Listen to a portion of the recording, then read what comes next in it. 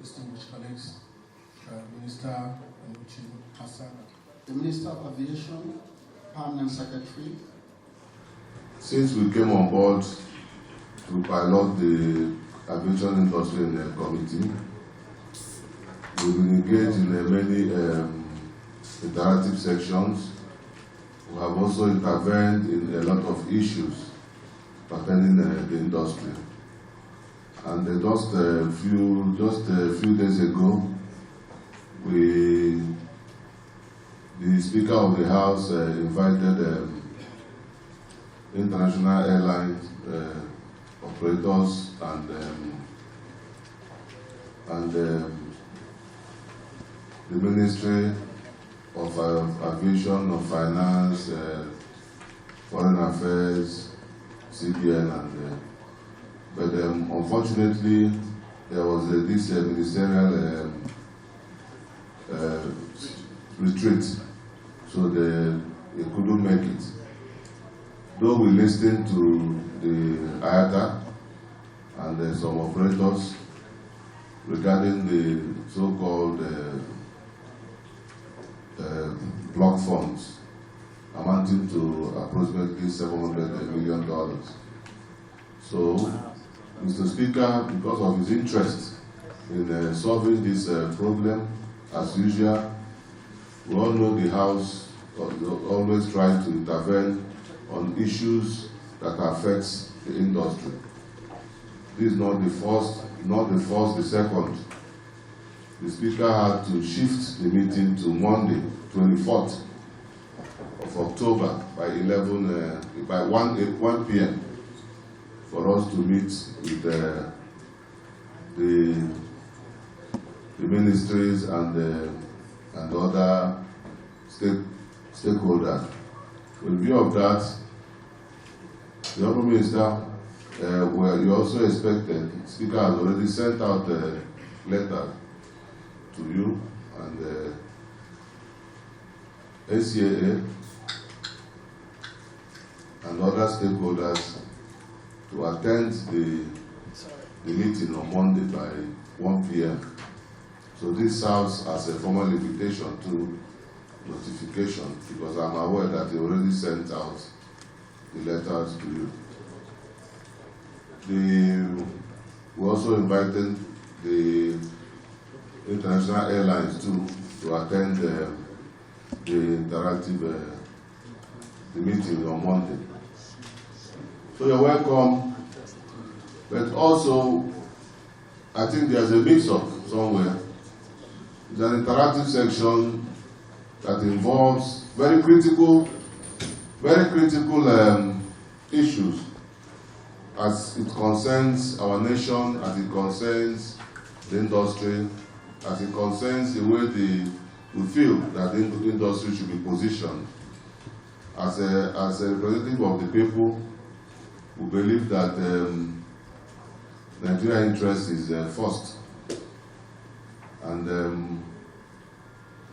when you know the importance of this place, we always give privileges and we accord respect and regards to people that have passed through there. That's why most times we always give Senator Honorable Hadi Sirika always a special attention and consideration. Anytime he comes, we invite him here. He's one of us, having passed through the House of Representatives, and he moved to the Senate. From the Senate, he was dropped to become a minister, because I believe it's a demotion. But having accepted the demotion, so I see it as a service. So he understands everything about the parliament, he also understands about the executive. So you're welcome. We also believe that I think all the foreign airlines that does not fly local should leave us. All the foreign airlines are invited for Monday, 24th. Please, if you operate a foreign airline and they don't have anything to do with our local operations, you leave us. What we are trying to discuss is local interactions as it affects our country. So,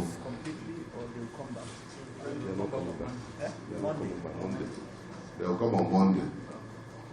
Because what we are discussing now is we are discussing, one, on the issue of our national carrier. And I believe that some of them may have interest in it. So that's why they need to leave us, so that we undress ourselves here. You know? So, you're welcome. We have, as you know, we have encountered a lot of challenges in the industry, and also we have profiled a lot of solutions in the industry. That notwithstanding, we also have been experiencing other issues, like in the airport flight delays. We're experiencing aviation fuel, high cost of aviation fuel, flight cancellations. A lot of passengers are frustrated, hike in tickets, so many things, congestion at the terminals due to the flight delay. So these are some of the issues that a lot of issues that we've experienced, and also witnessed commissioning of new airports, new terminals in this our administration. So there are a lot of positive and negative things going on, but we believe that as a nation, and aviation is very critical to Nigeria. Now, there is no way a country can survive without aviation industry. Aviation is a gateway to every country, and is an economic, social gateway. Anybody who is coming into this country usually fly in. Both major investors, they fly into Nigeria. And the way our airports look, our terminals look, that's the way they value, and that's the way they assess our country. So I'm happy that we are beginning to do something about our terminal buildings, though we need to do better. The local terminals, the airports, we have the scanning machines. A lot of airports don't even have good scanning machines. The air conditioning system and the terminal buildings are all packed up. Most of the terminal buildings in Nigeria. You know, I'm aware also that maybe due to the post-COVID that is still creating a problem for us. But from the submissions and the analysis, we are bouncing back to business. So you're welcome to the House of Representatives Directive section. The Honourable Minister, I think you are the first to speak to us about the aviation industry, special emphasis on Air Nigeria. Thank you. The national carrier question, and the name of the airline is Nigeria Air Limited. The Air Nigeria is a former company that is now moribund. So, Mr. Chairman, God has borrowed us a short time to serve our country. In my particular case, from 2015 and perhaps, inshallah, until the next 7 months.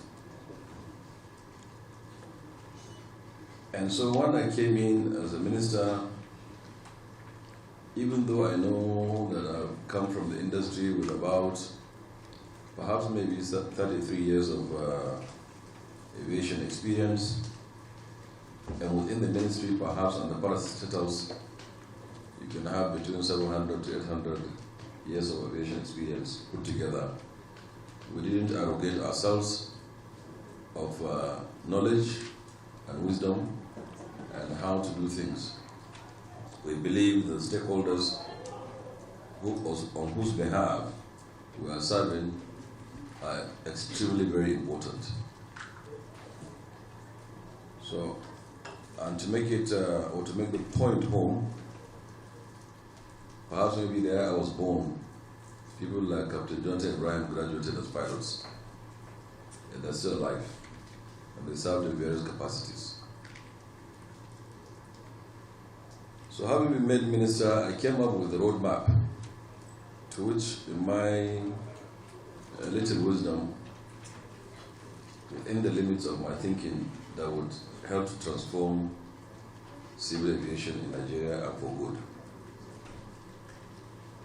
And because, like I said, I don't know it all, I ran it through the system within the ministry and received very good inputs and tweaking. And we commissioned the consultants, in particular Mrs. Avia Solutions, who are a branch of GE, to conduct a market survey and see where we are as an industry at that time. And luckily those before us, in their own contribution also, have done studies like the IOS report, the Podike report, among several others. All those are in the ministry which we refer to and try to populate or try to expand or add value, rather, add value to the roadmap itself. And this roadmap is such that it's intertwined. An injury to one is an injury to all on the legs of the roadmap. So off the top of my head, we set out to concession our airports. Not to privatize, but to concession the airports. We also set out to put a proper airline. Proper airline, the size and the capacity and the dynamics and the population and the markets and the complexity of the nation Nigeria. And also set up an MRO and a leasing company and create a university and develop the cargo terminals and so on and so forth. Of course, tweak our act and bring it up to speed. Because when I came to House of Reps in 2003, I found out that the act that was signed by Jaja Wachukwu in 1963 was the act that we were using, charging pounds and shillings in 2003. I had the honor to serve under Dr. Martins Oke as chairman, and we hurriedly, as we were departing in 2007, got the Civil Aviation Act passed in 2006 with some imperfections. So it was an important roadmap item. Thanks to Parliament, and to God be the glory, today we've done what we thought is good as an act and have been assented to by Mr. President. So all these roadmap items are private sector led and driven. It is intended to put the framework and the foundation and steer it in such a way that it will be beneficial to the people, but they are all private sector initiatives to which government has interest, understanding the importance of civil aviation in value addition and in creation of wealth, improvement of the GDP and jobs. So I'm not sure if this address would be to pick item by item and discuss, but since the chairman has, in particular, mentioned the national carrier, to gladly say, also have given every single Nigerian the opportunity, especially in those in the sector, to participate in this airline, so that we create an airline that is proper, that is well set up, that is there to stay and stand the test of the partner. Also identified investors, and we are currently negotiating, processing the AOC. We've been, as we move, tweaking the business case in such a way that it gives us advantage and set it in the most efficient manner. So I want to commit here, by the grace of God, inshallah, that between now and the end of the year, the airline will work.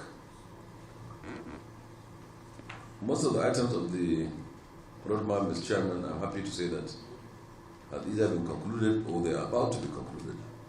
Example, the cargo terminal in Abuja will be finished in the next 6 days, in 6 days from today. And the ones in Lagos and Port Harcourt and so on, Kano, Enugu are in various stages of completion. And they will all be completed before we leave office, inshallah. Some are coming up, like the one in Ekiti, the one in Jos, and the one in Katsina are coming up. The contracts have been awarded, and we'll put them in place before we leave. And all of these facilities will be in the hands of private sector again. We would sell them because we are social democrats. We believe that the asset belongs to the people and the country. We will not be selling it, but we will be giving it to private sector to make it better and to earn more for government while the asset continues to remain in the hands of government or for the people. This is very different from sale of assets as in BPE. Mr. Chairman, this roadmap, when we knew up initial that it's going to be private sector led through partnerships, so we applied to ICRC to send us an expert or experts to guide us through the process, to which they did, and we're very grateful for that. Mr. President has approved the university. We hope that we will begin from this academic session and with 2 courses, which will be air transport management at degree level and meteorology also at degree level. And then we continue to introduce gradually aspects of aerospace and aviation. And the university is going to be Pan-African. There's a huge interest around the world for this. ICAO is interested. Other universities, like City University, Cranfield, and the rest of them, are interested. Governments, China, Qatar, and the rest of them are all interested in this university. We went to ICAO a couple of weeks ago, maybe 3 weeks ago or so, and the state of Qatar made a public pronouncement to support this university. But this university is not wholly government owned, like all other aspects of the roadmap. It is for Nigerians to own. And government must participate, like I said, maybe 5%, to ensure that we will not lose focus and sight of what we set out to achieve in the university. The MRO, the full business case of the MRO has been passed by FEC. So we're on our way to establishment the MRO. And the MRO we envisage is not the modest and moderate hangars that we have around the country. Not even to the scale of the one in Uyo. The MRO is a huge MRO that will be able to do all kinds of checks for wide body, multiple aisle, high capacity airplanes. With proper engine shops, landing gears, and so on and so forth. And to carry multiple aircrafts at the same time. found a partner, an investor, found people who are interested, who believed in the roadmap. And I must stress the point that I didn't waste time leading this ministry since we came in 2015. We've been singing this and we've been calling people to come and participate. Those who believed participated, those who didn't believe, I didn't. But that's what it is. It's not, there's no compulsion. And we held about 6 official, well-circulated stakeholder conferences since I became minister. And at every single one of them, we have attendance between 700, sometimes up to 1,600 people attended or registered to attend. And in all of this, we have read out the roadmap, which has been crystallized, and we tweak to take it towards the interest of the people.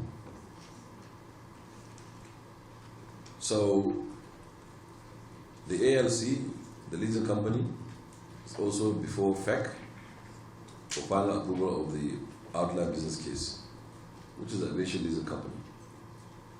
The intent of this leasing company is to allow airlines in Nigeria and aviation entrepreneurs in ground handling, catering, and the rest of it, in transportation, in hotels, and so on, to leverage and get access to equipment at affordable prices. As chairman, also we set out to make our airports free zones where VATs and taxes and so on are removed for people who are willing to do businesses. I'm happy to announce that all our international airports have become free zones now. That's also a relevant item. I believe this will help aviation entrepreneurs a great deal for those who are willing to invest heavily into this venture. So, Mr. Chairman, I think in brief, this is what the roadmap is all about, and like I said, they are all intertwined with each other. An injury to one of them will be injury to all of them. When you look at, if you don't have the national carrier in place, the MRO may work, but it's not going to be optimal. When you don't have the leasing company, people are not going to be able to access equipment at affordable rates, and the university also would afford them top-level management. I want to insist, being a pilot or an engineer or a cabin crew does not necessarily make you the best manager of an airline or an aviation business. There are definitely set skills, and those skills are acquired and learned and brought into bear in the course of doing business. Certainly, if you're a pilot, you do more, you do much better. But you have to have the skill and the attitude to be able to deliver. So we believe the university would inject that missing link into what we are doing to make it better. So government is committed to this. The other one is the Aerotropolis, which is the airport cities. We have redesigned Lagos to create activities around Lagos to make it a true Aerotropolis. Even though we do not have much space, but there is enough to be able to do something new. Airports are no longer points where airplanes will land and take off. There are huge businesses, there are an economy to which we want to create our own as we see them outside. In Abuja, the government has given us 12,000 hectares of land, nearly about 30,000 acres of land in Abuja, fully unencumbered, given to us to create Aerotropolis, to create all of the aviation entrepreneurship in the land. The second runway is coming, future expansion, new terminals, and so on. So we haven't done badly with Chairman Sir. All of these roadmap items, by the grace of God, inshallah, will be delivered before we exit. Because the heads of agencies of NAMA Fund and NCA are here and they will speak, I'd like to keep it here, but to say that, and NIMET, but to say that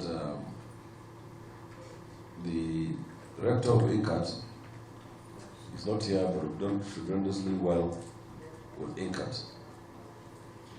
By way of brief, Mr. Chairman, we've ordered for 20 brand new training aircraft that uses petrol, like a car petrol. So far, 9 have been delivered. We've ordered 737 simulator, brand new one, it's there.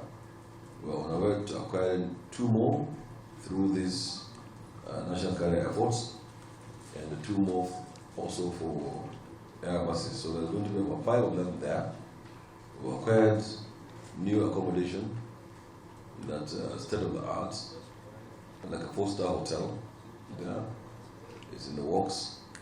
We also have put in a firefighting simulator, automatic firefighting simulator, fire and smoke. There's none of its kind in the continent of Africa. It's there in Zaire with a new auditorium and so on and so forth. So I think we haven't done very badly with Chairman and the Esono region. And thank you very much for the opportunity to say a few things. I'd like to stay here with Chairman Sam. Thank you. I told you one time that you have to use your relationship with the system to advance the industry. Because one, this is about the first time the industry is having an aviator and also coming as the Minister for Aviation. So there are a lot of concerns about the Nigerian Air Project. And you know, in the Parliament, which you've been in the House and in the Senate, if you don't understand, when you were here, if you don't understand things, you get so worried because your people you represent will definitely ask you questions. And as a member of the committee, if you don't answer those questions correctly, then you'll be partially indicted. So we have a couple of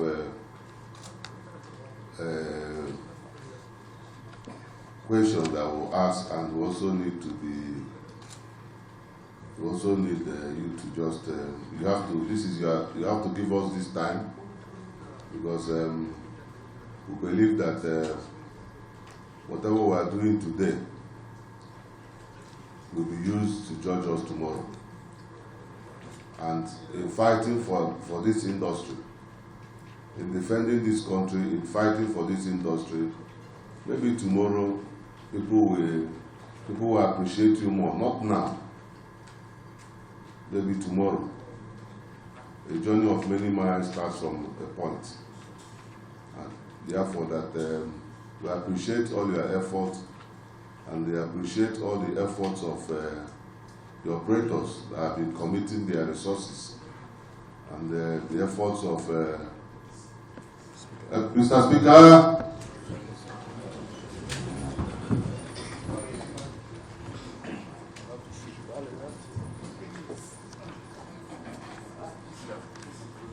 Please sit down. I just came to say hello. Please sit down. Sit down. Please sit down. Hold on. How are you?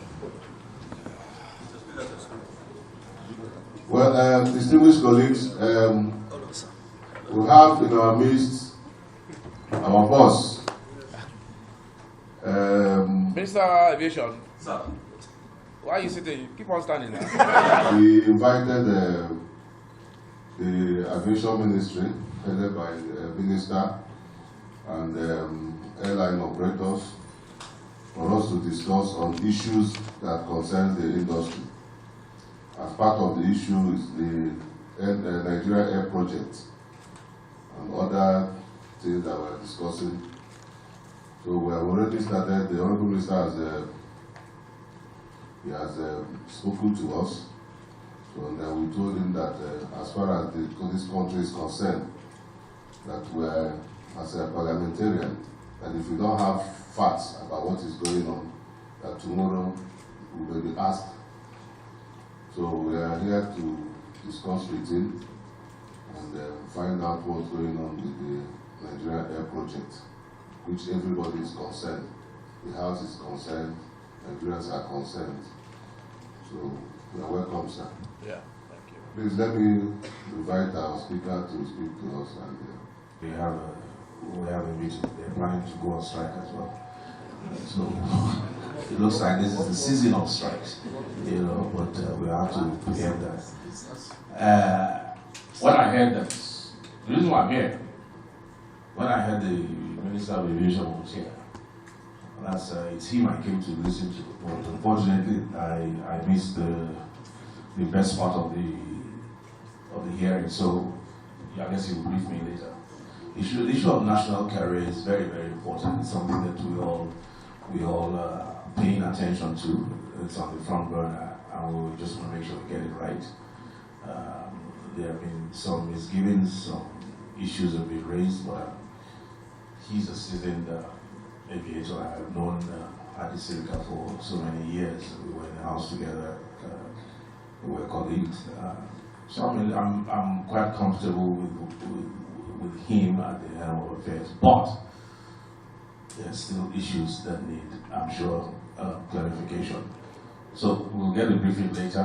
I'm not going to stay too long. And aviation is at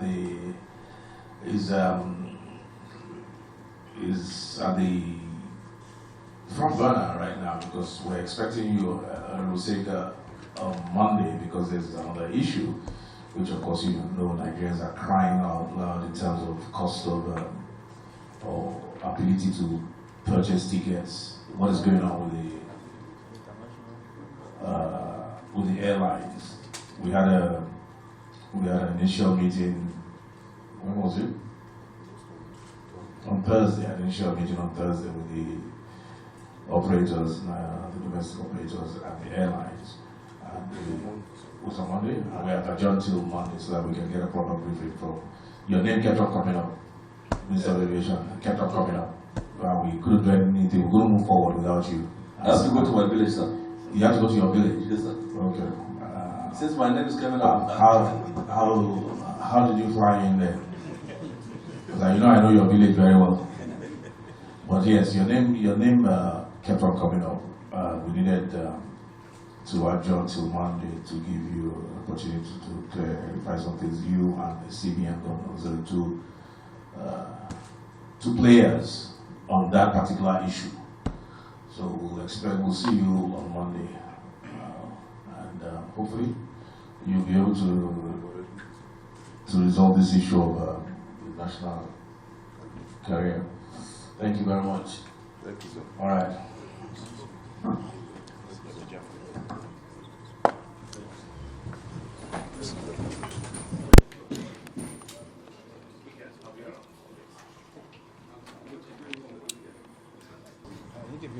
In the Nigerian Air Project. Now, committee members that listened to you were a bit agitated. And in that press briefing, you did say the Ethiopian Air is the major partner in the Nigerian Air Project. So the committee decided, all of us, because it was a heated session, to the best of my knowledge, I was also in that session, that we need to hear from you clearly the business model that has been adopted that gave Nigeria only 5% stake in the Nigerian Air Project. listening to you here and your briefing, this process has already been concluded, and there has not been any clear explanation or exposition as to the varying stakes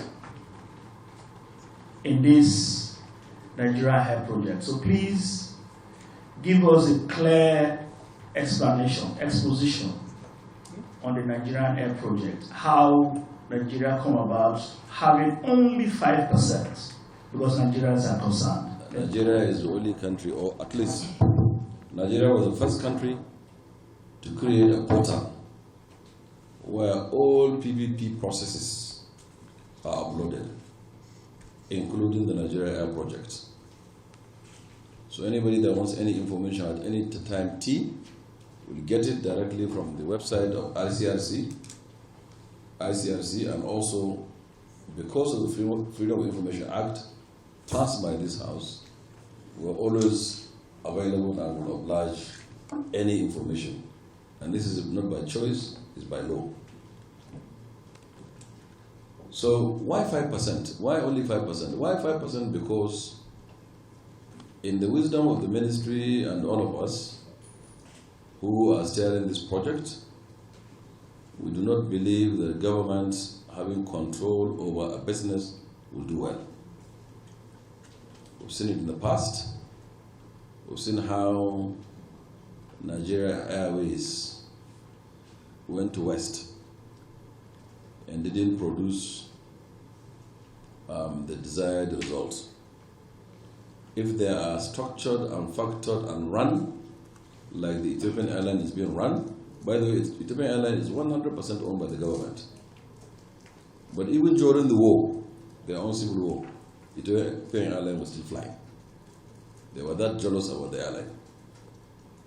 And even with COVID, they posted $1 billion profit.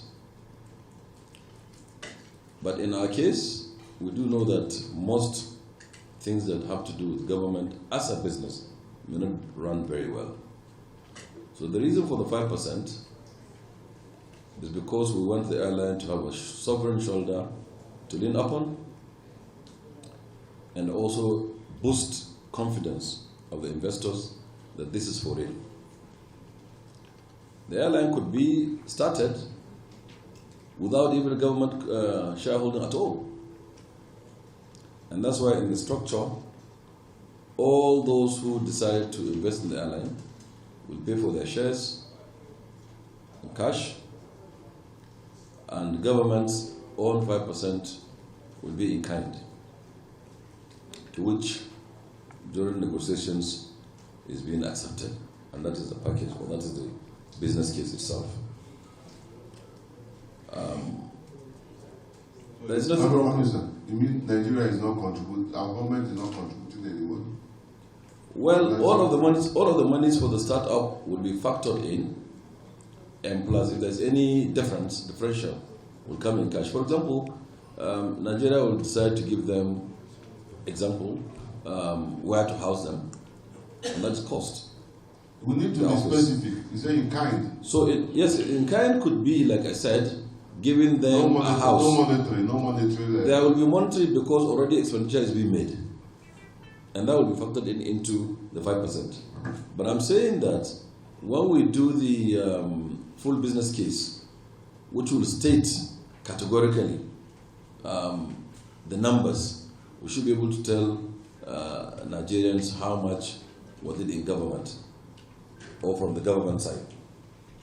But I am Are we supposed to have this information now or after you must have taken up with the national carrier?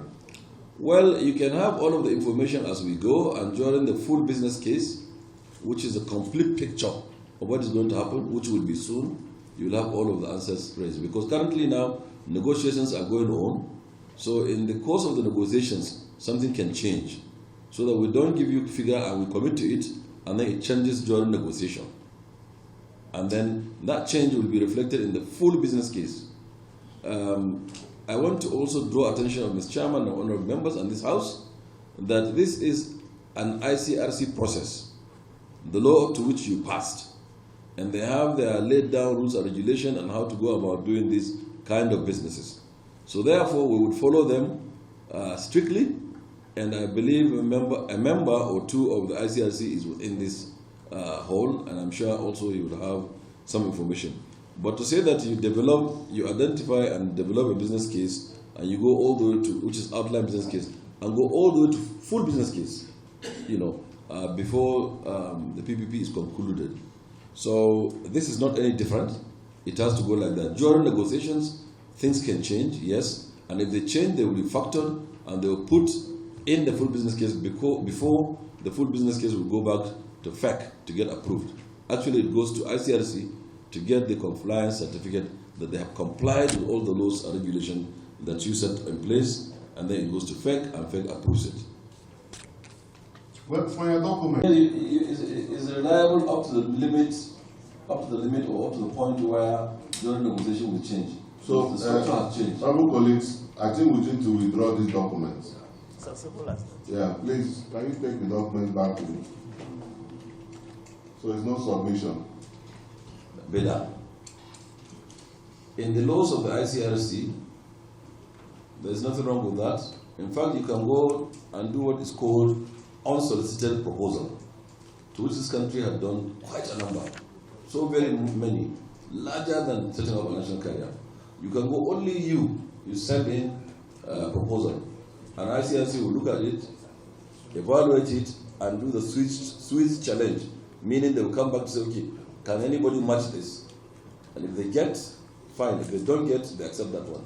So single bidding is not new, and is not outside of the laws that you passed as a house. So it's in tandem and in line with the law, and there's nothing wrong with that.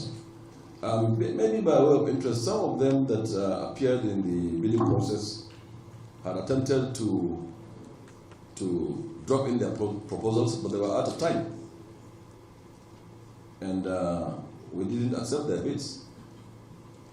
So those, because we've been singing this for 5-6 years, so if you're a serious-minded person and you're really in the business, we think that you should also be within time.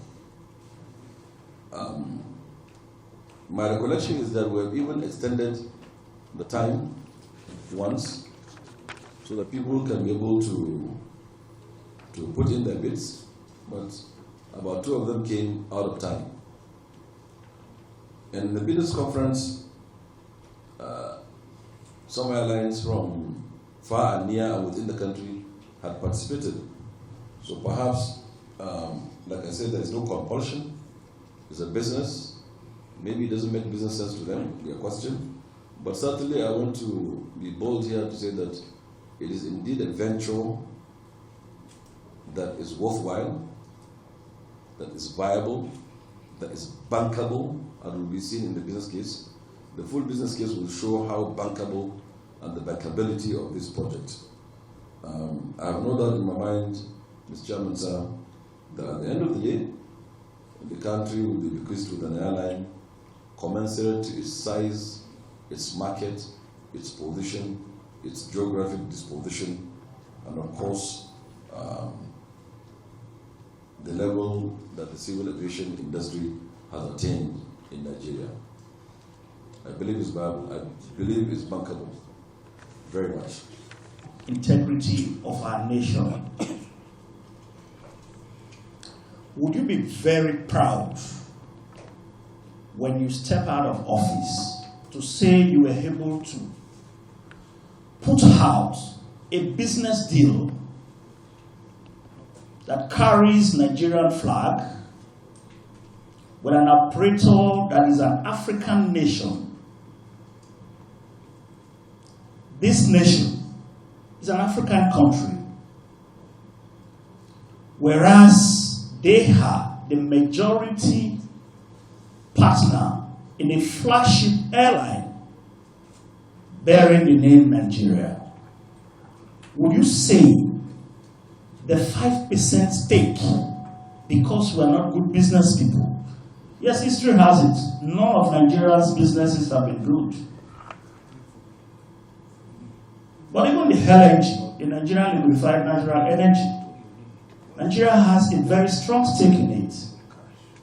And it's working. If I'm not mistaken, it's 40-something%. But here we are, putting out an airline that will carry the Nigerian flag, that has majority holding from an African nation.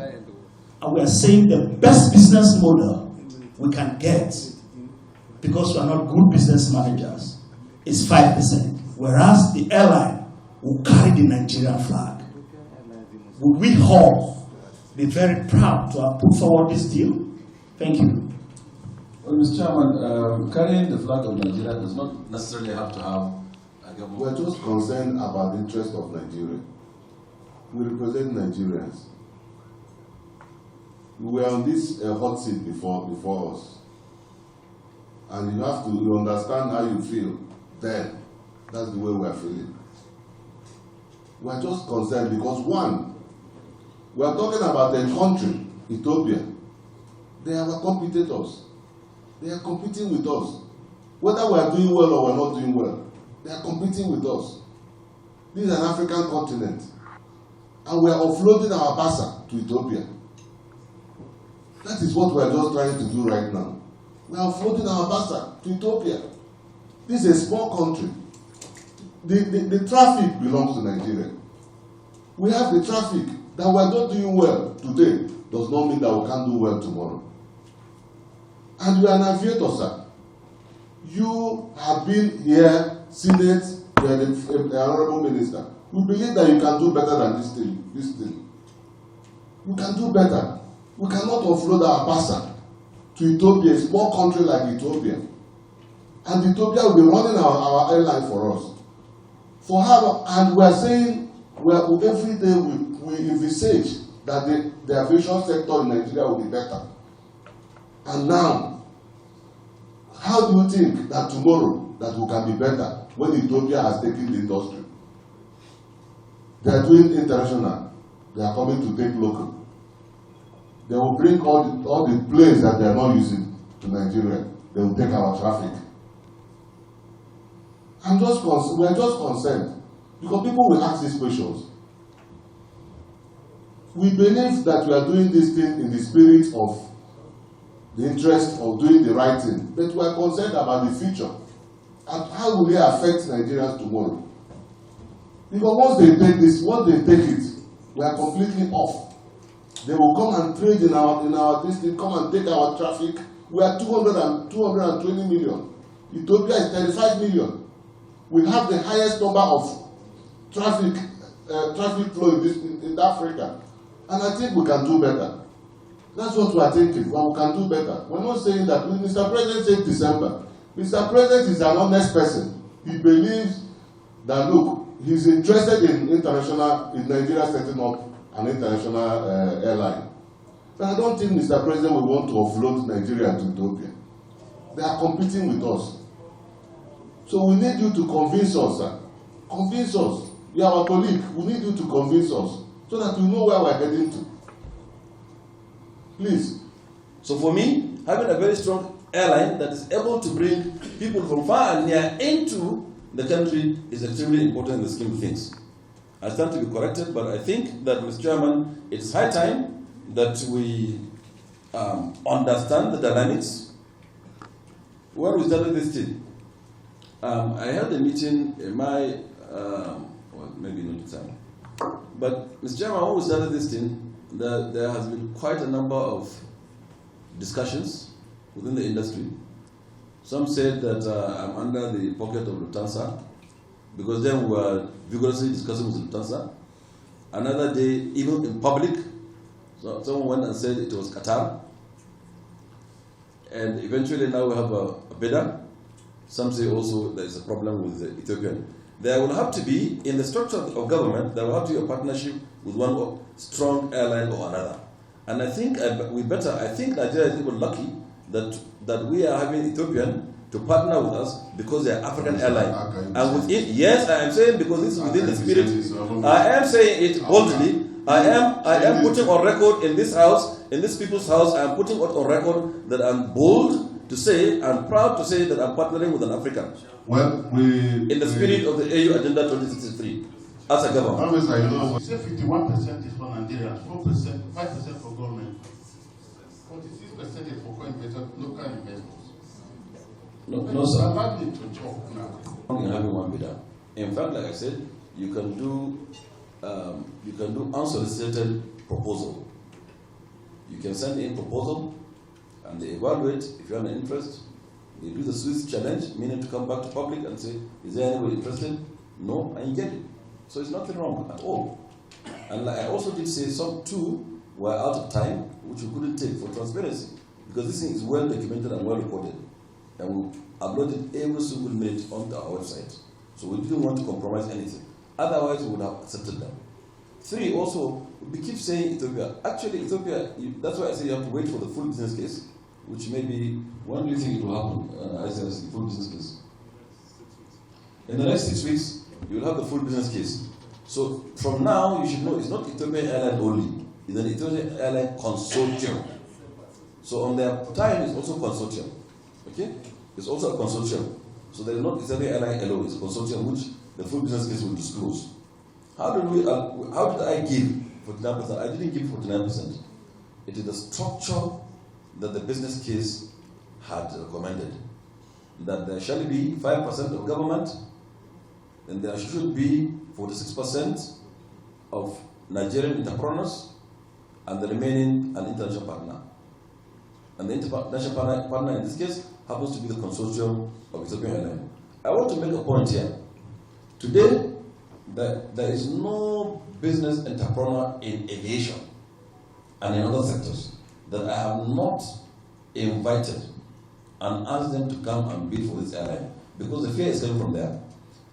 As a matter of fact, we held a meeting, myself and the entire members of AON, all of them. They're all there, all of them. In fact, the meeting was supposed to be in my office at 2 p.m., but because I caught COVID at the time, I was not feeling well, they obliged me and we held it in my place.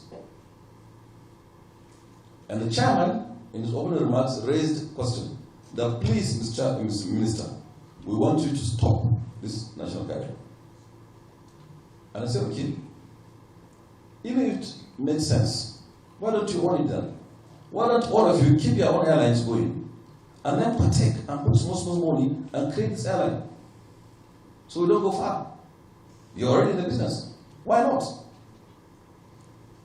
And Captain Ed Boyle of Oberland looked at me and said, Chairman, leave him. We will fight him. We fought this before. So I'm seeing the fight. But no worries, government has taken a position. I need to drop this, and I'll keep dropping one after another, these issues. So the government has decided to give the economy what the economy needed. We are the managers of this economy. For now, we are the managers of the economy of Nigeria. We take decisions and policies that we believe in the best interest that will augur well for our economy, for our country. And this is one of them. And Nigerians deserve to travel easier, cheaper, more efficient, and faster, and this is one of the ways. And I crave your indulgence, Mr. Chairman, to please kindly wait for the full business case to show the allocation of the funds, to show the full consortium, because the negotiations are going on now. It will be premature. And that was why I told you that the 3 aircraft had changed. Because now in the negotiation, 6 737s are coming and 3 787s. It may change tomorrow to be 12. So please kindly be patient for the full business case to happen, and we see the structure, and then your People's Parliament will always oblige you, even like I said, because of the FOI in place. Thank you, sir.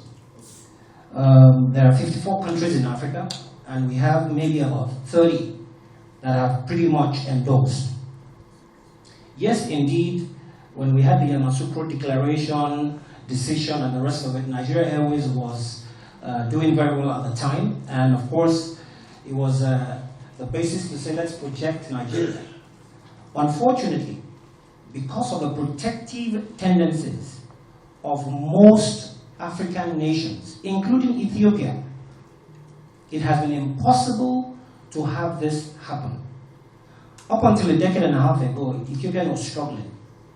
But deliberately, the Ethiopian government has put in place policies that is, sort of deliberate and intentional to protect Ethiopian Airlines. So if we talk about the successes of Ethiopian Airlines, we're not talking about the successes of Ethiopian Airlines as an airline that was able to sort of invent itself. It was aided by various policies of government to ensure that they can thrive even in a hostile environment. The domestic carriers do not have the same luxury. Domestic operators in Nigeria are operating in the most hostile of environments you can imagine for any airline company. If the Nigeria Air project is subject to the same conditions of the current operators in the domestic market, it will fail. If you allow the same situations that Nigerian airlines are exposed to happen with Nigeria Air will fail ab initio. Now, we need to learn from the past. We had Virgin Atlantic in Virgin Nigeria.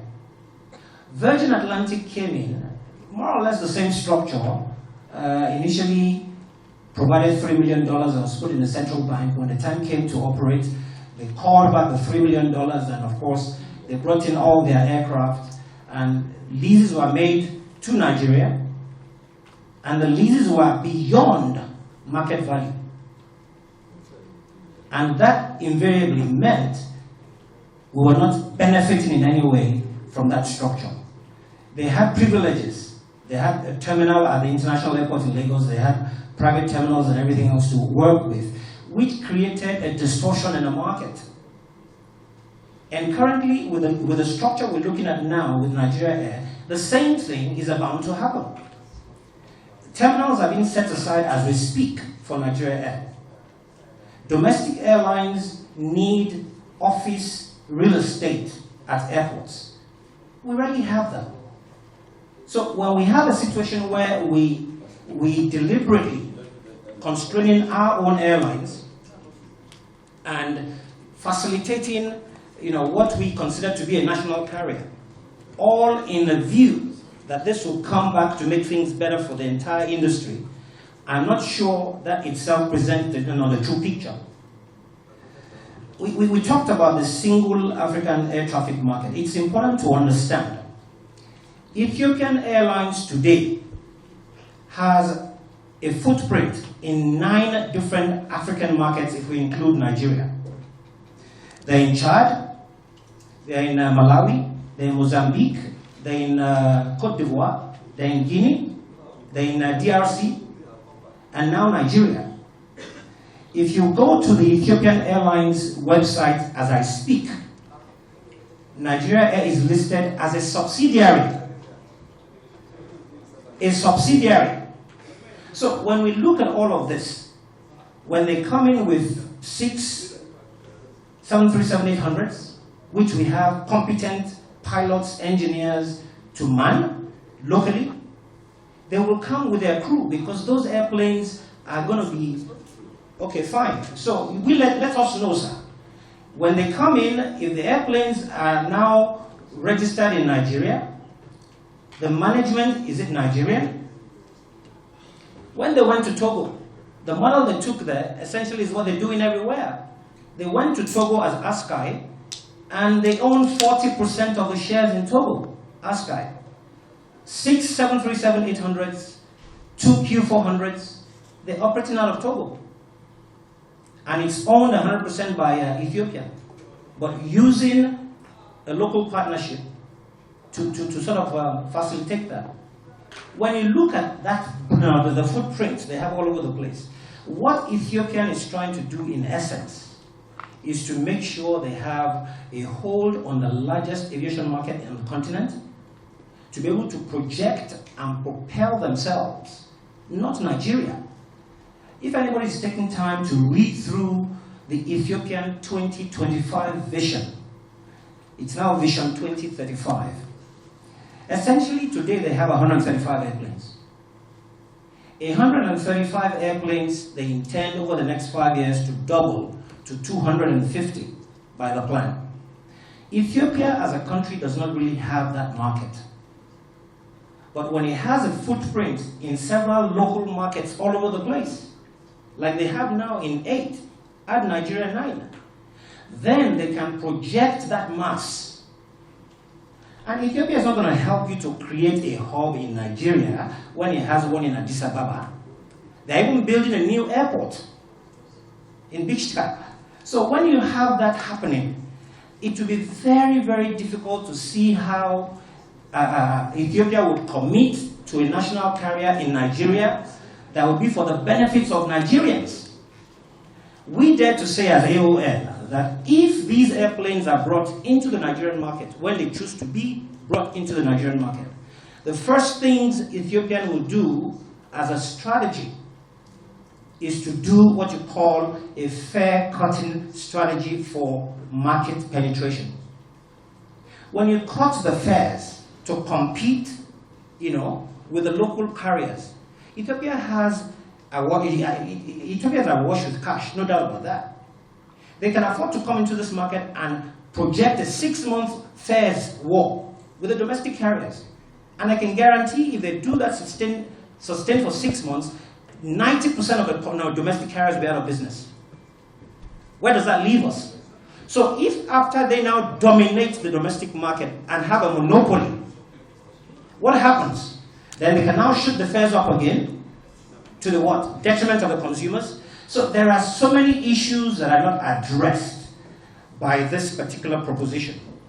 I mean, we're talking about it because we want to be sure that if at all this is a route to go, it is something that addresses all the concerns to the benefit of Nigeria. Like the chairman said, ultimately Ethiopia would fly international out of Lagos. When it does, it is flying on the designation based on a bilateral or multilateral agreement that Nigeria has signed. That being the case, it means that they're representing Nigeria. If that happens, how can we ensure that it is the uppermost interest of Nigerians, that this structure is addressing? So as AON, we have major concerns, and we believe beyond anything else, when you allow them to come in under any guise into our domestic market, that is cabotage. And that is it's a direct infringement on Article 7 of ICAO. You are not allowed to allow a foreign carrier under any guise into your domestic market. So that would happen. Now, what happened with Virgin Nigeria when we had it? It decided to go to the US. It had designation from Nigeria. But the US government disallowed it to fly into the US simply because it said this was Virgin Atlantic coming into the US through the back door. So how do we know that when this contraction is put in place finally it becomes Nigeria Air, that we will not have exactly the same issues? The Honorable Minister addressed the fact that some airlines have been designated to fly internationally. Nigerian Airlines. You can designate an airline to say fly to London. Designating the airline is the beginning of the work. Because the domestic carrier cannot on its own approach the UK government or the US government to say, look, we want to come. They can do that, but importantly, the federal government must ensure through the Foreign Affairs Ministry and the Ministry of Aviation that the designation is upheld. And that goes beyond just saying we have signed the bilateral. The bilateral will state all the issues that you need to consider. Nigerians have gone to London, but how many Nigerian airlines, including Arik, was allowed into Heathrow? Medview ended up going to London, but was going to Gatwick. How many Nigerians want to go into Gatwick?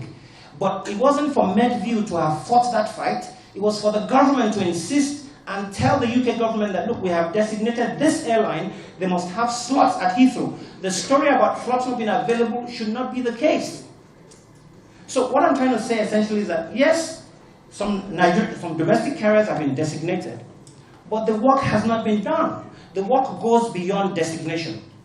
The fight must be taken to the host country to say, look, this is the airline we want to represent us. You must make sure they have access to the market, just like your own airline has access to our market. Now, if that were to happen, we're talking about trapped funds, however we call it. The Nigerian carrier may not have may not have 20% of a market. But even if it has 10% of a market, what it will save the Nigerian government by way of capital flight is significant. But because we do not have reciprocity in most of the bilateral agreements and multilateral agreements, we have a situation where we come back to this point where we're saying, oh, things are not working out well. So you see, we have so much that we're concerned about. But importantly, our grouse is not to say you cannot have a Nigeria Air. Our grouse is to say that there is a need to have a form and structure that takes cognizance of the various interests of Nigeria and Nigerians. The same Ethiopian has gone to Ghana in 2018. The Ghanaian government refused. Why? The same Ethiopian Airlines approached Air Peace for Air Peace to sort of allow them into the domestic market for royalties. Air Peace declined. Why? The same Ethiopian Airlines went through ASCAI to partner with Dana to get into the domestic market. Why?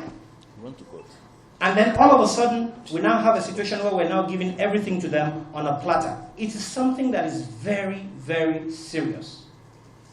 I agree that Nigeria as a country, we need a very strong national carrier.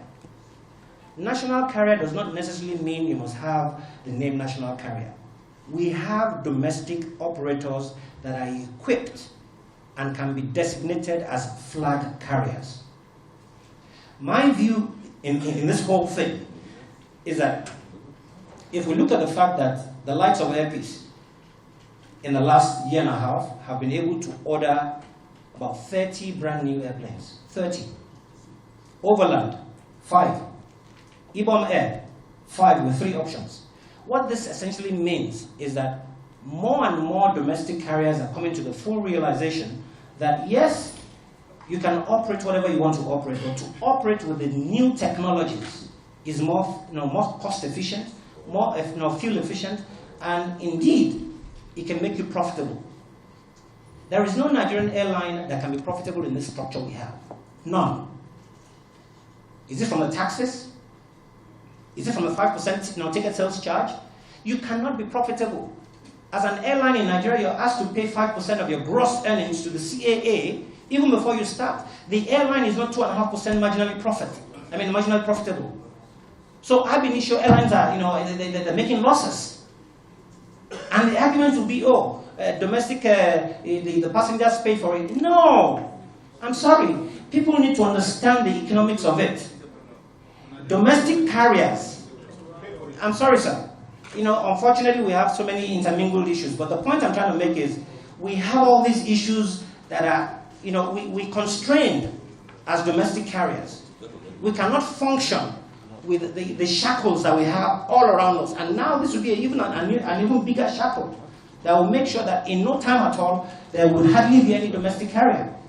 Those are the concerns we have, Mr. Chairman. Thank you. Registered in the land of Nigeria by a Nigerian entity that is entitled to register companies and to be owned by shares. And there is nowhere in the laws of Nigeria that this House passed that say a foreigner cannot own share in a Nigerian entity or business.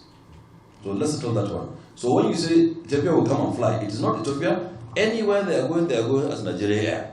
And part of what we say, because we said that we have to create these jobs, all of the crew that are coming with them will be Nigerian crew predominantly. But Mr. Chairman, no. He raised things that are wrong. No, please, Mr. Chairman, allow me. I beg you, in the name of Allah, allow me.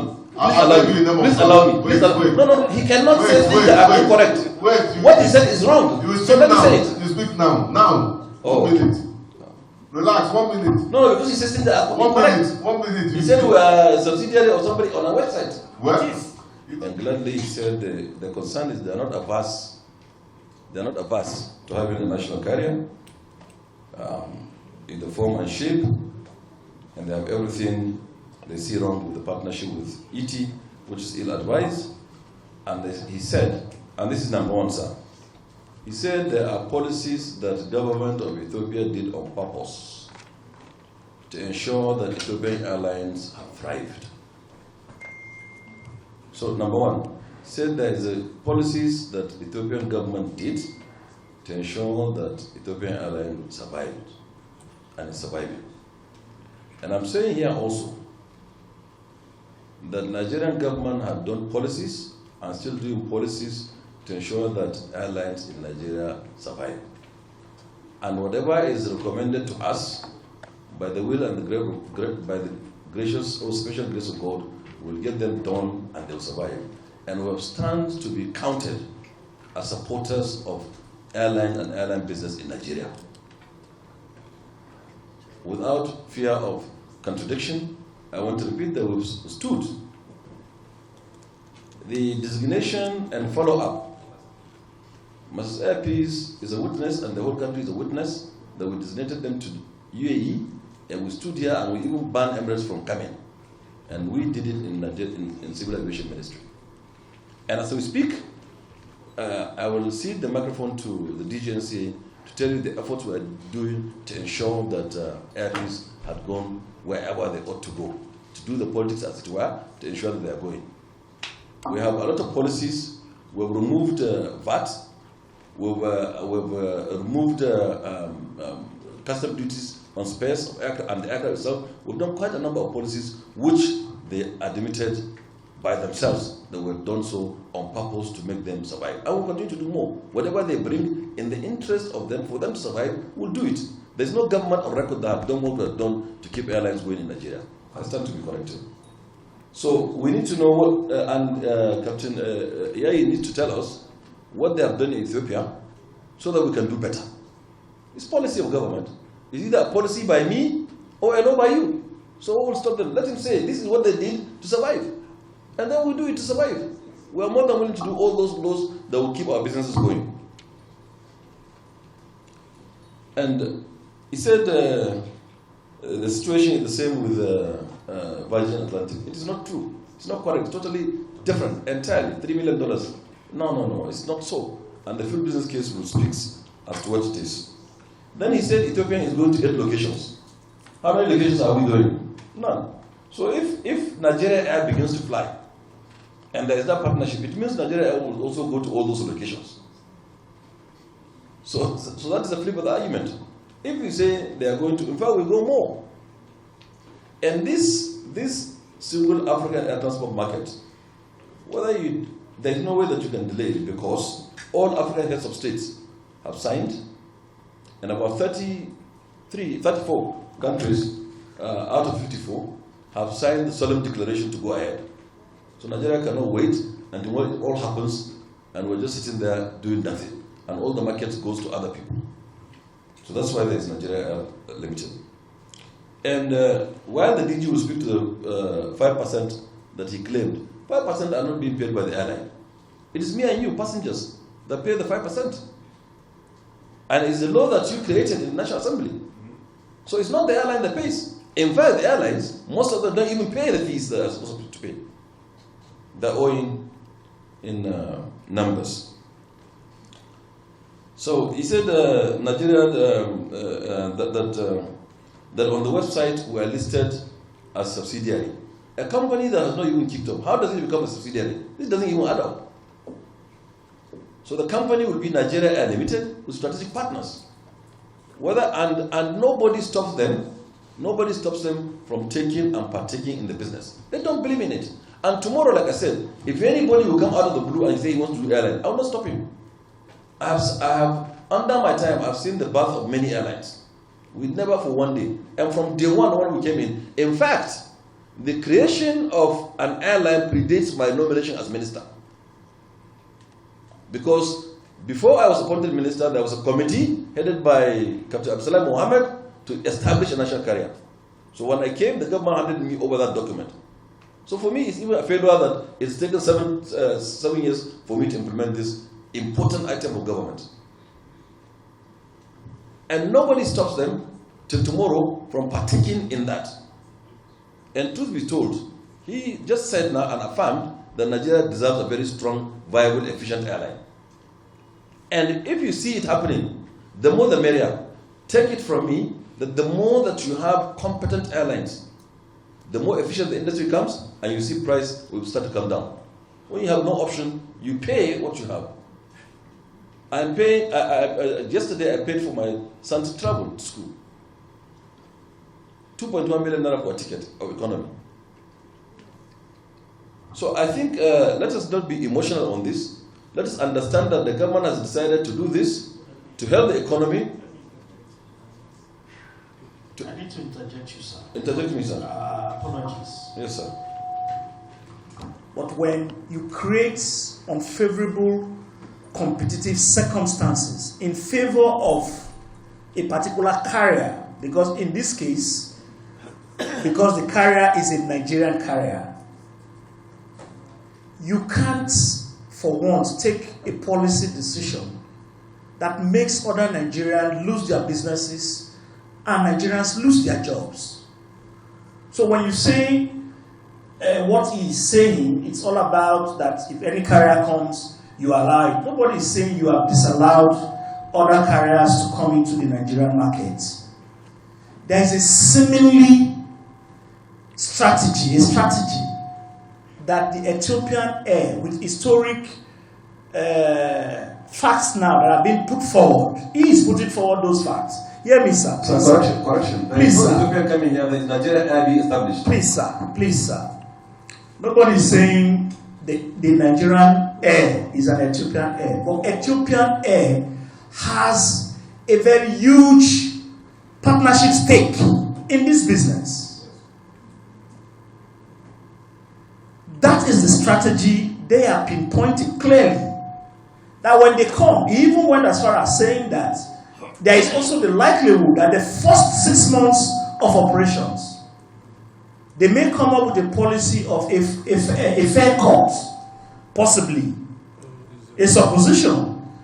Now, if that happens, it gives the local operators a less advantage. And don't forget, you reeled out airlines that have been out of businesses in the past years. So do we have a case where when the Nigerian Air comes on board, in the next couple of 10 years, some of the airlines running now should go off the market? So what we should be looking at is how to balance this business model to the extent that the local operators should also sustain their business. That's what I think. Policies that will be done to skew in the industry of Nigeria. We're speaking as if we are not in civil aviation industry, which is a well-regulated industry. There are functions of the NCAA which allow the NCAA to say, if NCAA could do anything to the advantage of Nigeria Air, by now they would have given Nigeria Air the AOC that we asked for a long time ago. They would not subject us through the rigor of getting it right and doing it the same way every other person is doing. So there is a regulator of the industry who will regulate and ensure fair play for everybody. I will allow them to speak for themselves. And secondly, also that if you tell me that there is a wedding on Thursday, and definitely, Dr. Martin Oke is coming in a blue jacket, I ask you that I'm not sure. I will tell you it's not true. You are saying that definitely when Ethiopian Airlines partner to create an airline called Nigeria Air in place, that this is how it will look like. There is regulation, there is standard. The art, science, and technology of civil aviation is standardized. And since we came, we have the record, and they themselves have been pressing the current dispensation in the NCAA to be able to stand up to proper regulation. And I want to give it to you that the NCAA, either under our supervision or under the supervision of anybody else, with the structure in place, with the autonomy, will be able and bold enough to take fair decisions on everybody. If they would be unfair, by now they would have given us the AOC they would be looking for. Not to subject us or subject the owners of the airlines to all those various regulatory issues that they have been going through.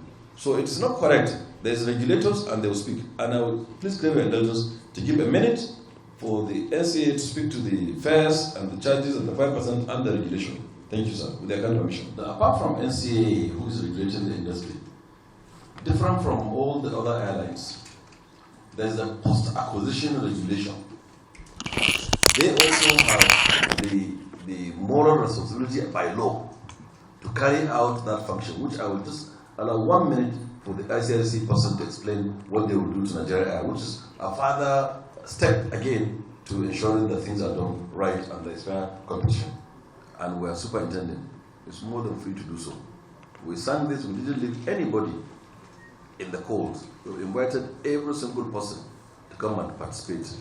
So Nigerians are welcome to come and participate, and eventually, I hope that this airline, Nigeria Air, will one day also, in the near future, go in and get listed, so that other Nigerians, not only the money bags, can have opportunity to participate. Thank you. There's 49 at the Ethiopian consortium, which the full business case will determine. And then there's SACO, there's MRS, and the full business case will determine the percentages after negotiation that everyone will take. And which will, if Mr. Chairman wants, we will oblige and submit the full business case for your noting. We have, you sent some documents to us. Just few documents. Yes, under the 46%. Nigerians. Yeah, there's SACO, there's MRS, they're all coming in a consortium. Yes. What's the full business case will say? Under the 49% is Ethiopian Airlines.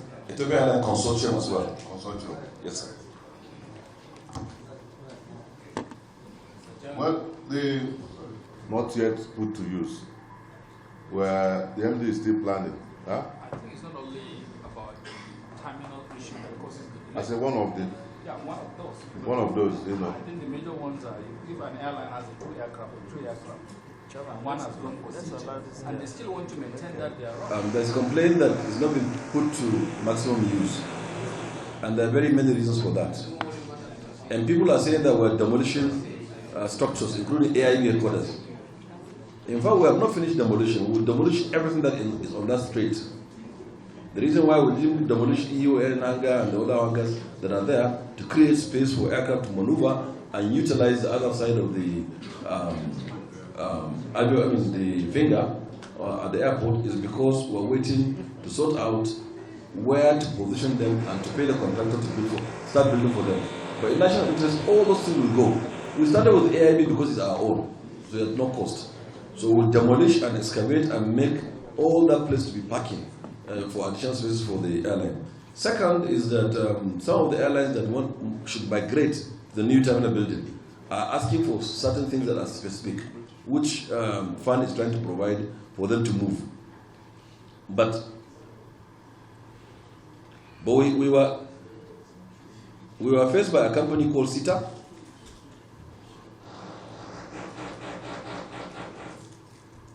So we had a company called SITA at the time providing some of the services there, and which we found, or we bidded, or we asked for bid, which SITA didn't bid for the project. Another company bid and won, and they are in the process also of establishing some of the structures in that new terminal, which will be soon. But this can be answered by the MD farm. So the reasons why they didn't move are many, but I pointed a few. And demolition will continue. By the grace of God, between now and the end of the year, those hangars will go, and we will create space to expand Lagos. Thank you. But I think we had a little bit of forum with him, and he said, listen, this is going to be done with foreign partners, and then he will offer domestic airlines part of the shares. And I said, well, if you're doing that, I agree with you. I don't have a problem with that. And I'm not too sure whether the Honourable Minister has created that forum, because he said he has invited many people. Me, he has not invited me, but I can understand. I'm his friend. He will not invite me. But has he invited the airlines to sit down with them, whether they have interest or not? That's one question. Now, let us not be sentimental about all these things. You know, Nigeria, we have serious problems in the aviation industry. We don't want to tell ourselves the truth. Running aviation in Nigeria is a huge amount of burden, and nobody sees that until you're part and parcel of it.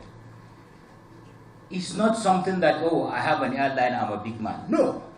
That is a complete drain pipe. Now, my biggest concern, you're trying to rebirth a new airline. Where are you going to get the human capitals? All our trained captains, engineers are working outside this country. This airline, Ethiopia will not, whether it's Ethiopia or whether it's whoever it is, they're not going to bring their staffs. They are going to go to Air Peace. They're going to go to Asman. They're going to take all these staffs. What are they going to do? Kill the airline. They're going to rebirth another airline and kill. So this is my concern. And then we keep saying investors come in. Oh, we want to, more people should bring aircrafts into the country. We have our regulators are under capacity. We all know that. Sorry. Okay. Our regulators are under capacity. We need somebody to have an oversight of all these aircrafts. Everybody will say, oh, I'm bringing aeroplane. Everybody will bring aeroplane. Over the last 2-3 decades, there have over 100 aeroplanes have gone to their graves. So what are we talking about? Now, I've never opposed to have a Nigerian flag carrier. It's good, it's a pride, it's something for us. But you know, we need to look at the consequence. We have situations. We are now struggling. We need to look at it today, sir. A Nigerian pilot will tell you pay him in dollars. Why is the dollars? We can't even get the dollars from central bank. We cannot. $1, a ribbon of an aeroplane, you can't produce it here. You have to buy it outside. How do you do that? We don't, engineers, you train them. They say we should train Nigerians. I have trained many Nigerians. Where are they today?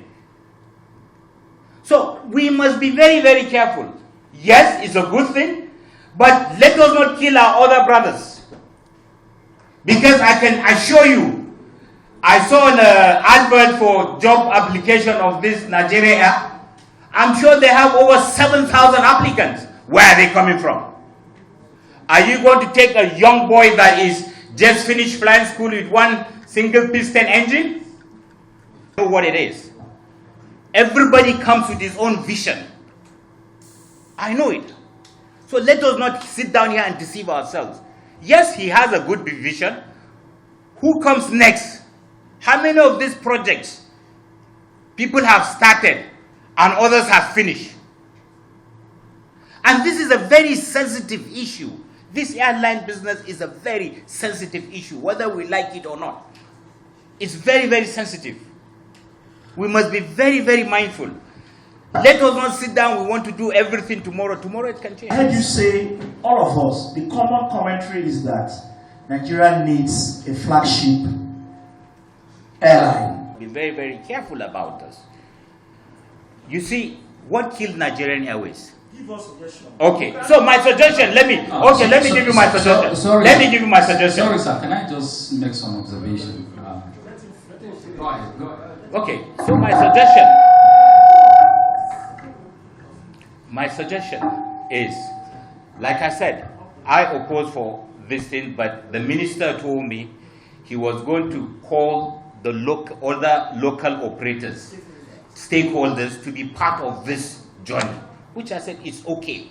Now, I don't know whether that has happened or it hasn't. Because the thing is, if they don't have interest, at the end of the day, they also, their business is at threat.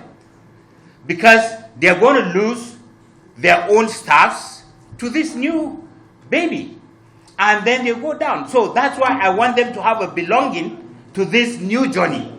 And that was my thought. And if that comes, I think that will give the thing a little bit of cushion, and everybody will embrace it. We are not totally against it, like I said. So this is my thing, and this is what I said to the Honourable Minister. So that is it. So we look at that is what we should look at, because this airline will not come and fly themselves. Somebody has to fly them. Somebody has to look at them. You know, somebody has to look at them. And you know, we need to also make sure, without proper safety. Personally, I went to them to ask them to please, we are doing this thing, come and invest. Keep your airline, but come and invest. And all of them said, yes, they will. That's number one. And at every single forum that I get opportunity to speak on those stakeholder conferences, I also invited them. And lastly, it was fully advertised in national dailies and economists and everywhere. So if it's of interest, they would have also come. So yes, I did. Second, for example, when he said, if the airline comes, they will poach the pilots from them and they'll put them in business. This we discussed, me and him, at length. For example, there is this value jet that started last week, is it? About 2 weeks ago. They gave new AOC. Why are they going to get the pilots? They're going to poach from them. But then, what NCA had done, and NCA now is an institution, it's nothing to do with Musa. So what they have done now, they have created, they even issued an AOL, Air Operator Letter, to stop poaching. So it's up to us to develop that policy and ensure it is followed. And you, during your oversight, ensure that that has been followed to stop poaching. Because NCA have done their bit, it's in the regulation. There's many ways that you can stop poaching from one pilot to another. Like this, they call it a house of carriage. They move from one airline to the next. You know, they have it in place. They fine to that. NCA. Yes, sir. What we did is the airline operators complained themselves that airlines are poaching. I said, well, it's a problem between yourselves. Go and solve it. If you don't poach from each other, and you cannot come on. But still, we did an air protest letter. Any pilot that is from airline A to B, the airline is going to must clarify from the airline he's coming that he's been released. If not, there's going to be a sanction on him. It could be a fine, and it could be a certificate action. And the airline that violates that too will get a fine. We have that in place. It's not about me, sir. It's institution. We have this documentation. And if any DG comes, he does not protect the airlines in airfares, and he is not doing his job because it's there, it's in the law. It's not about Captain Umbu deciding to protect it. It's about me doing what the National Assembly is oversighting me to do, doing the right thing, implementing the law to the letter. I represent Airwan as the Vice President of Airwan. My President, Dr. Abdulmunaf Yunus Sarila, sent in his felicitations. He is unavoidably absent. He had to rush to Kano this morning for some leisure reasons. He was here all through Monday, waiting for this meeting. And he has told me to stand in for him. And at the same time, Captain Iyayi was also mandated to talk. Now, sometime last month, the Air General Assembly met. So everything we are saying here, like he has said, or I'm going to say now, is what the airline came up with in that meeting. In that meeting, members of Board of Trustees and executives stayed back and allowed members to contribute their quota on the issue of the national carrier. All of them, no airline in this country, not even one, supported the idea of Ethiopia being structured to get in the way they're trying to get in. Like I said earlier, every executive member kept mute in that meeting. We wanted members to drive the narratives. And this was their conclusion. Some members didn't even want a national carrier. But some of us told them that it's like you opposing the coming of any airline. It's true that we met with the Honorable Minister in his home. We wrote him, we decided to meet him on this issue of national carrier. And he was indisposed at that time, and he said that we should come to his house. So one evening, all of us went there, and I remember our president, just as he said here, said, we don't want national carrier. Later, some of us told him, no, let national carrier be, but we want a level playing field between the national carrier and everyone. And this issue of foreign partnership was part of the burning questions also.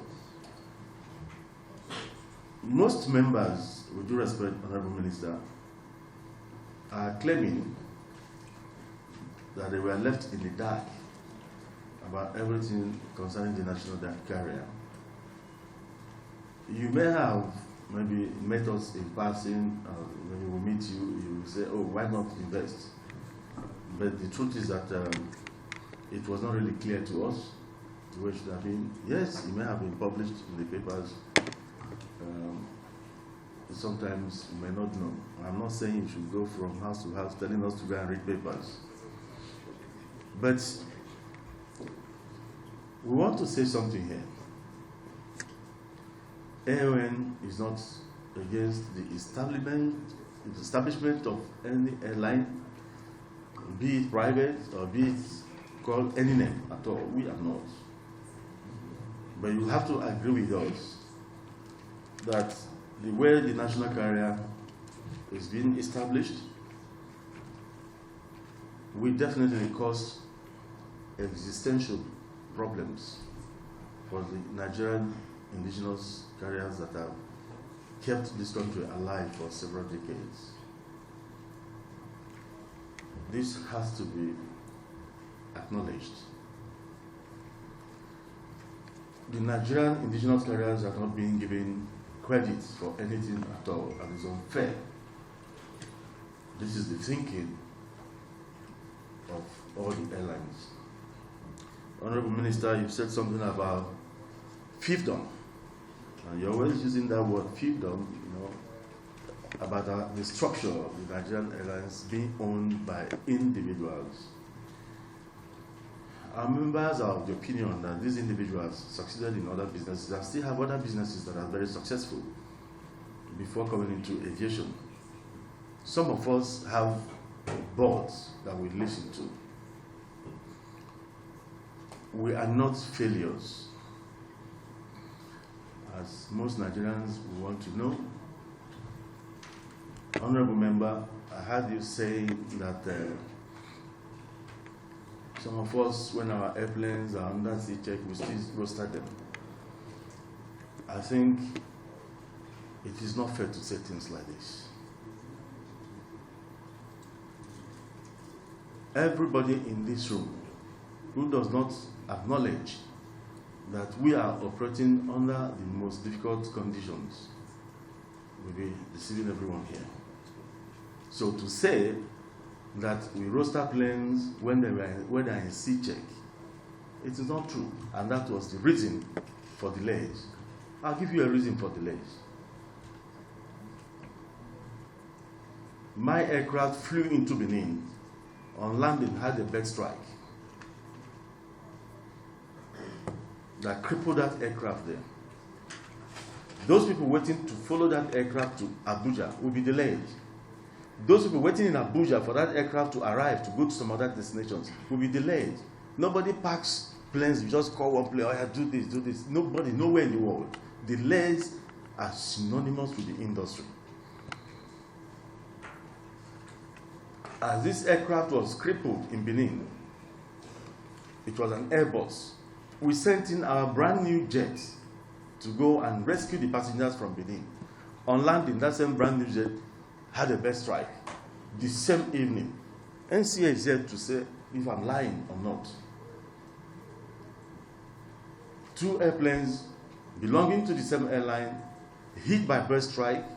This is force majeure. Has nothing to do with how well the airline plans or how wrongly they plan. And when these things happen, there are bound to be repercussions.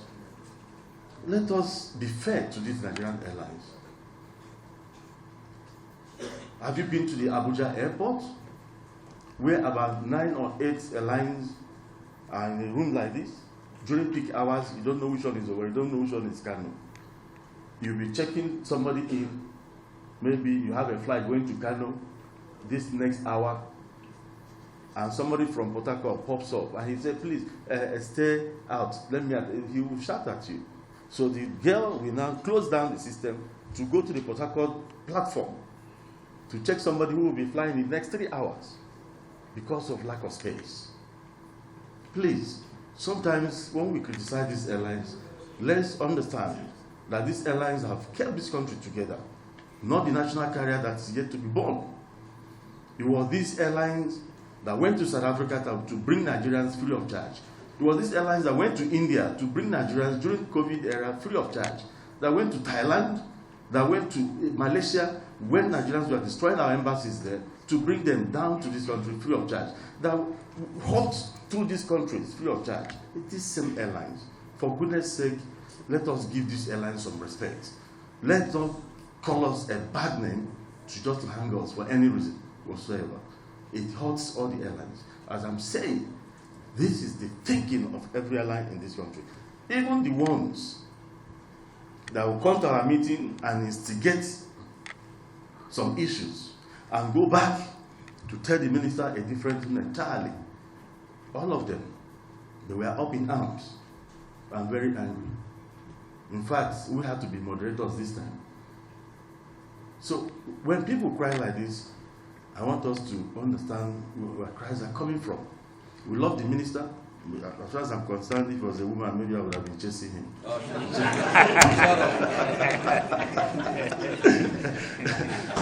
The minister is our friend. But in this Nigerian carrier thing, a lot of us are disagreeing with the minister. And just like the right honorable chairman has said, we need to be carried along. If there are places we have reservations, please look at those reservations. Let us come together, it's not too late. Let us come together, Honorable Minister, and look at those issues and see how we could solve them for the benefit of our country. We are not against that. You are a very passionate person. I share the same level of passions with you. When you believe in something, you go headlong, you don't care. When I believe in something, the same passion I put through, even if it's going to take my life. So I see that similarity. Members of the AON are not even the House, but there are certain things that must be open. The honorable member there, sorry, right honorable, you ask a question, how much is Ethiopia bringing? Who values the Nigerian aviation market? 49% of what is Ethiopia going to bring to own 49% of our commonwealth, to be able to access all the passers. Nigeria, a population of over 220 million people, mobile population, not even a docile population. How much are they going to bring? What kind of investment are going to be? Is it about bringing aircraft? If they are going to bring 3 or 6, even 10 aircraft to own this 49%, is that enough? Are they going to make a cash investment into our FDI? I'll tell you what, some countries, these airlines, Sky came into this country, they would do their regional flights for Togo, then in the evening they will come here and started doing Lagos, Abuja, whatever, local flying. Everyone went to Govt. So NCA now impounded, sent them packing. But people didn't allow them. Ethiopia have been wanting to come in here. Now, but something really is very painful here when it concerns Ethiopia. Like when I met my brother and friend, the minister, a few days ago, I told him, Oga, we support you. We even want the federal government of Nigeria, as a patriotic Nigerians, to fund this airline for the minister and these people selected in Nigeria to run it. Let it be a wholly Nigerian investment. Because the way Ethiopia is coming, it will not benefit Nigeria. I'll tell you something. I'll tell you why. Why it pains members of AON. Ethiopia met a peace, took us to Addis Ababa, gave us red carpet reception, signed MOU with APIS, a commercial agreement, saying that they would like us to collaborate. We agreed, we signed. Then 3 weeks later, for us to come back to Nigeria with them and now go into technical details of what this will entail. And what they did is here, it's in writing. I'm not saying hearsay. I want any Nigerian to beat my patriotism. I asked the question, why do you want to use me to access the whole world and access Nigerian market? And the question I asked him,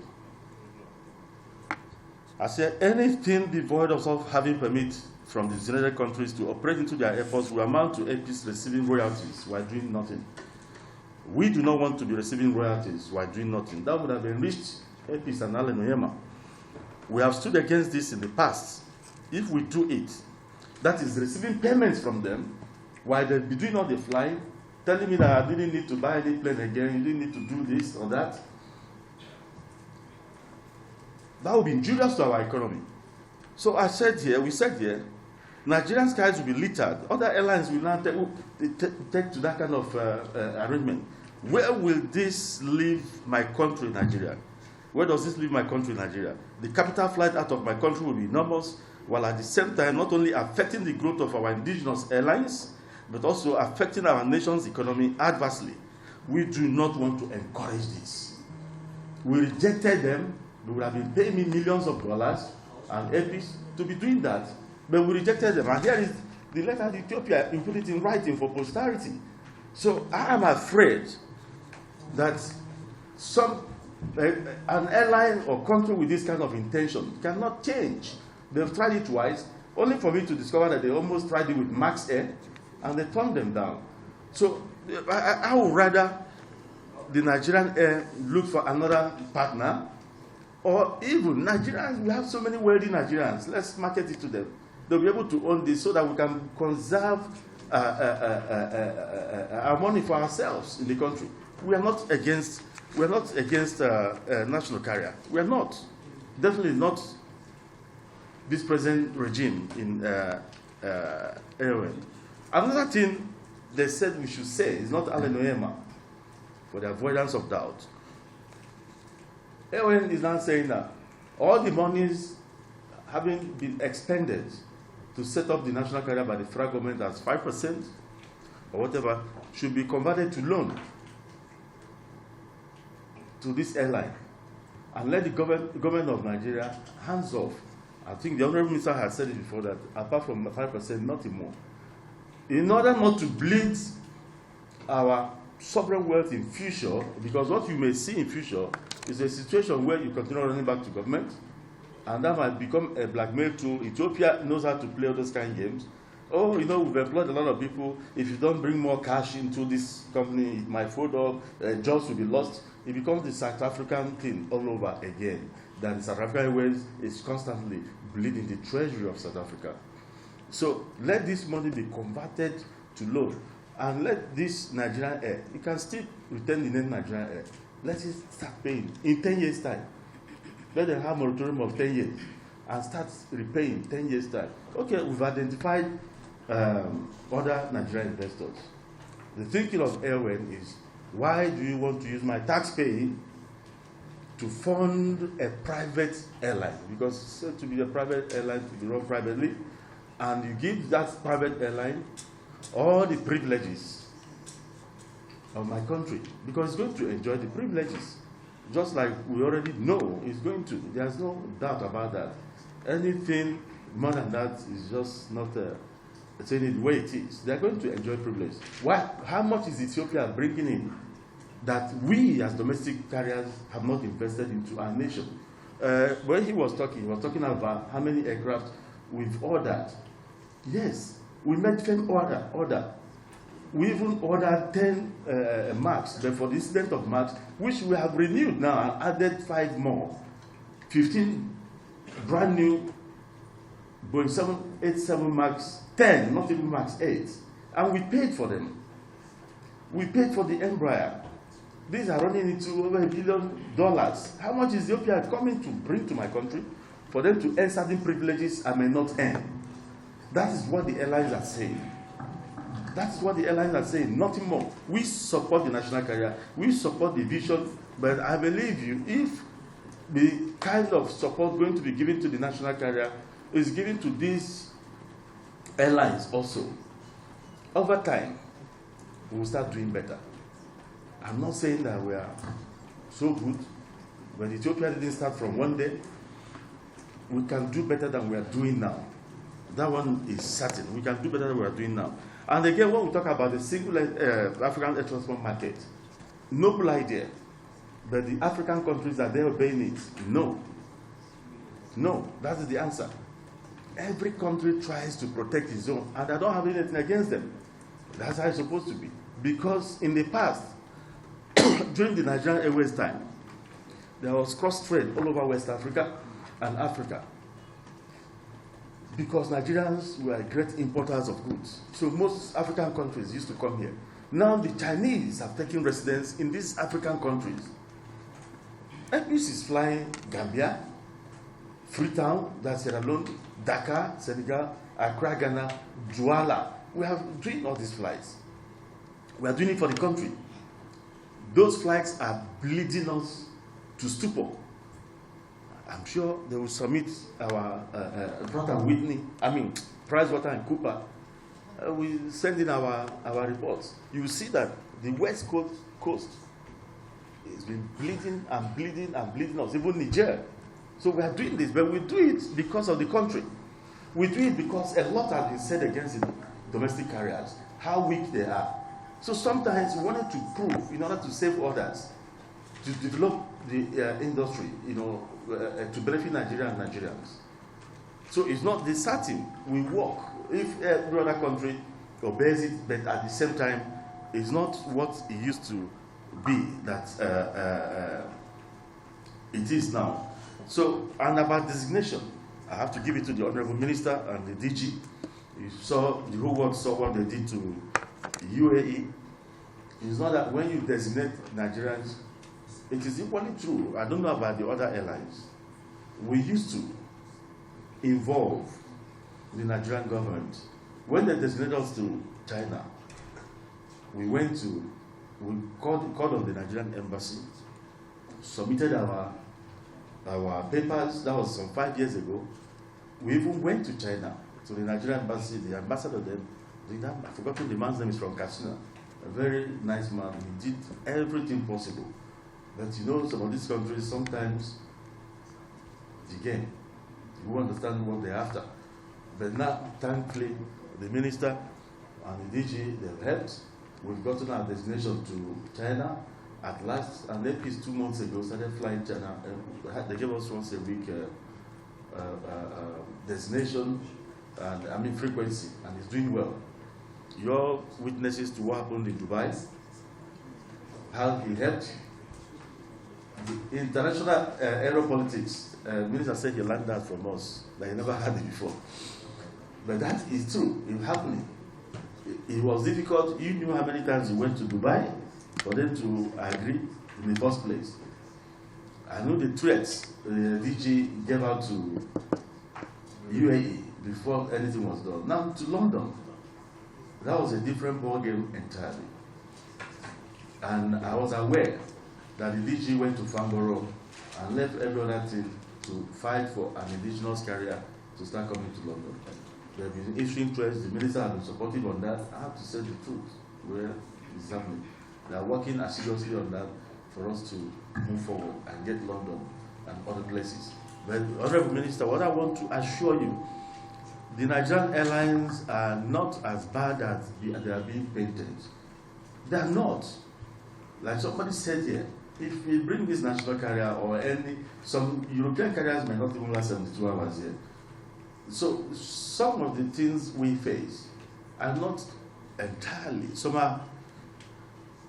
There are institutional things that have been there for a long time coming, and to change them is not really easy, no matter how hard you try. But it's a gradual process. It's a gradual process. Our fears is that we do not want Ethiopia. I've given you a background of what they tried to do with 3 Nigerian airlines so far. We do not want Ethiopia to come and ravage our country. That is the position of Airways, and we have evidence to that fact. Thank you. He also has all the documents. The Ministry of Aviation has, the website has, the transaction advisor has finished the document, outline business case. So no one is left in the dark, really, honestly, to respectively say so.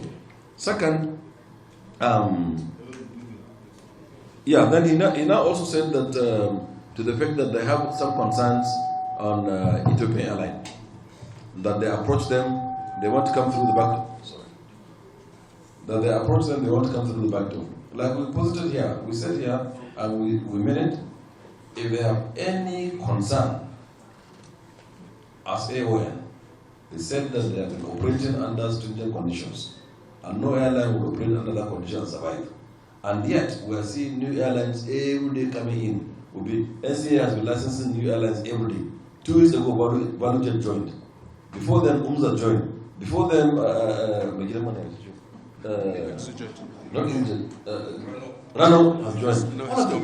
They've been joining. So if they have any issue, they should approach us and tell us what is the stringent condition they are operating upon. And we'll solve it, because we have been solving their problems and they cannot deny.